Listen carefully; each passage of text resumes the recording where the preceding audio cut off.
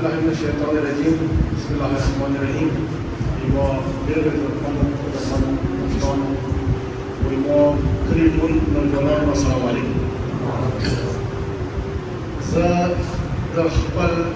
استاد په متعلق څنګه پاره نن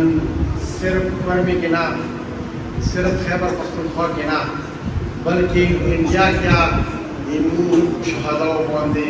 سیمینار وشول خلکو نه خبرې وکړي او زه ایمو قوم ایمو کلی چې نن کوم پروګرام ارینج کړی دی زه ټول انتظامیه ته د خپل د زړه نه دوی ته هرکلی یم زه دوی ستاینه کوم چې خدای دې ورسېږم د تاسو ته نور اجر ډېر کړي چې داسې پروګرام پسې ارینج کړی دی شهید قرآن مجید آیات ہے جو شہید بننے یقان شان پر زندائی اور تو قرآن سبحانہ خبر میں کہنا نشی خو دا شهدا کوم بشو دا شهدا هغه شهدا دي چې دوی صرف ابو بچو تا ابو کسانو تا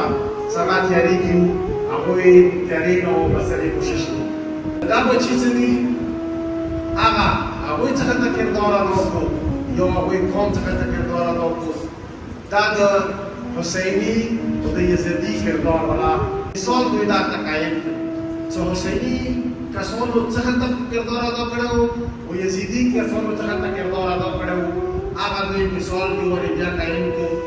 نو دا شهدا یو ټول شهدا ډېر محترم دي ډېر ټول شهدا ډېر عزیز دي او ټول شهدا یو بل نه درجه بلاندې دي خدا کوم شهدا دي دوی درجه ټول نه ځکه بلاندې دي چې دوی صرف د بچیو ته تعلیم د پاره وړو او خپل رزق حلال ګټلې د پاره وړو نه ځکه ټول پاکستان ټول بین الاقوامي میډیا باندې دا شنو راغله زه ډېر افسوس سره وایم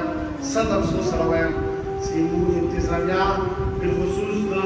ورم انتظامیه هغوی هغه شی پروتوکول چې څنګه ته پکار و هغه شی پروتوکول یې نه ویل خو مدینه زموږ ډېره زیاته ګیله دی او څوک دا به یې ورنه کوي چې دا یې ورته زمینې ته نه ځاوه څوک دا به یې ورنه کوي چې نه دوی خپلو ماتو کې نه ځاوه دا خبرې ډېرې د افسوس والا خبرې دي او دا خبرې موږ ټولې میډیا باندې شوي دي او زموږ کلي طرف نه چې کوم دا پروګرام شوی دی زه خپل کلي طرف نه دغه کوم بیانات چې ویل کړي دي هغوی د تصحیح کولی او دوباره هغو باندې ټیک ټاک بیان کولی چې دا کسان څخه ته شهیدان شول او ویلې شهیدان شول په کار یې د تصحیح وشي او زه یو وارې بیا د خپل کلي او د انتظامي ډېر مشکور یم چې هغوی د شهید یاد ادا کړو خدای دې ورسېږم د تاسو ټولو ته اجر عظیم دې کړي والسلام